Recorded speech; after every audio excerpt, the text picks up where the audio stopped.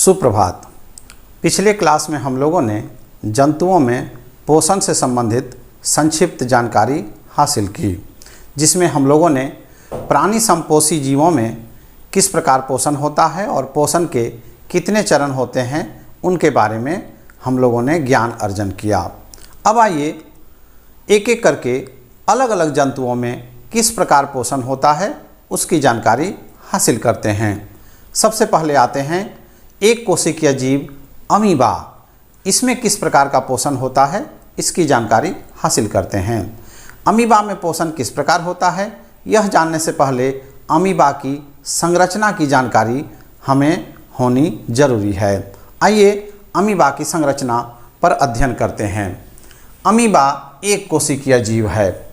इसका आकार निश्चित नहीं होता है, यह जल में पाया जाता है।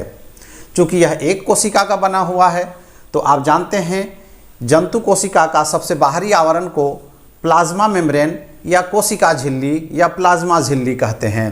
तो इस अमीबा की जो कोशिका है इसका जो बाहरी आवरण है यह भी प्लाज्मा झिल्ली है और बीच में एक केंद्रक होता है जिसको अंग्रेजी में न्यूक्लियस कहते हैं। और प्लाज्मा झिल्ली और केंद्रक के बीच का भाग जो द्रव्यनुमा भाग होता है उस भाग को कोशिका द्रव्य कहते हैं, अंग्रेजी में साइटोप्लाज्म कहा जाता है। इसके अलावा इसमें कई छोटे छोटे रिक्तिकाएँ होती हैं जिन्हें धानियाँ या वैक्यूल कहा जाता है।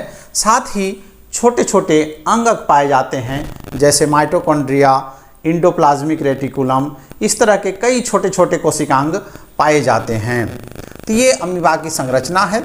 अमीबा का आकार मैंने कहा निश्चित नहीं होता है, यह अपना आकार बदलते रहता है। यह जब चलता है तो उंगली नुमा रचना का निर्माण करते रहता है और इस उंगली नुमा रचना को कुटपाद या सीडोपोडिया कहते हैं और इन्हीं के सहारे यह चलता भी है और भोजन भी ग्रहण करता है। तो यह तो अमीबा की संरचना हुई। अब आते हैं अमीबा किस प्रकार से पोषण करता है। यह भी एक प्राणी संपोषी जीव है, यानी होलोजोइक न्यूट्रिशन इसमें होता है और इसका तात्पर्य ये हुआ कि इसमें भी पोषण के 5 चरण होते हैं। जैसा कि आप पढ़ चुके हैं ये 5 चरण क्या क्या होते हैं: अंतर्ग्रहण, पाचन, अवशोषण, स्वांगीकरण और बहिष्करण। आइए एक एक करके पढ़ते हैं कि अमीबा किस प्रकार पोषण करता है विभिन्न चरणों में। पहला चित्र आप देख रहे हैं। जैसे ही अमीबा को भोजन के कण महसूस होते हैं अपने आसपास में तो उस भोजन के कण के चारों ओर उंगली नुमा रचना का निर्माण करना शुरू कर देता है। आपको मैंने बताया उंगली नुमा रचना को कुटपाद या सीडोपोडिया कहते हैं और भोजन के चारों ओर इस रचना का आकार बढ़ाते बढ़ाते वह चारों ओर से इस भोजन को घेर लेता है और इस तरह से भोजन जल के साथ एक रिक्तिका में प्रवेश कर जाती है। इसको खाद्य धानी कहते हैं या फूड वैक्यूल कहते हैं। अब भोजन का अंतर्ग्रहण इस तरह से अमीबा ने कर लिया। अब भोजन का अंतर्ग्रहण होने के बाद अब भोजन का पाचन किस प्रकार होता है आइए देखते हैं।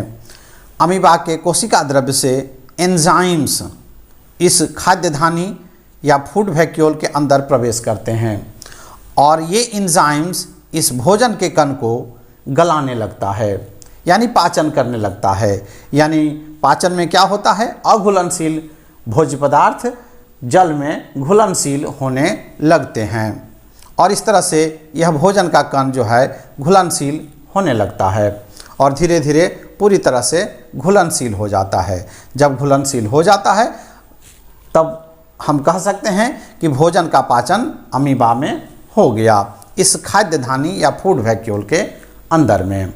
भोजन का जब पाचन हो जाता है, भोजन का पाचन होने के बाद ये चूँकि अब घुलनशील हो गया भोजन तो यह इस कोशिका द्रव्य में विसरित होने लगता है और भोजन के कण इस अमीबा के इस कोशिका में फैल जाते हैं और इस तरह से अमीबा में भोजन का अवशोषण हो जाता है। अवशोषण के बाद इस भोजन का उपयोग अमीबा ऊर्जा प्राप्त करने के लिए करता है। अपने शरीर की वृद्धि के लिए करता है और टूट फूट की मरम्मत के लिए करता है, जिसको हम स्वांगीकरण कहते हैं।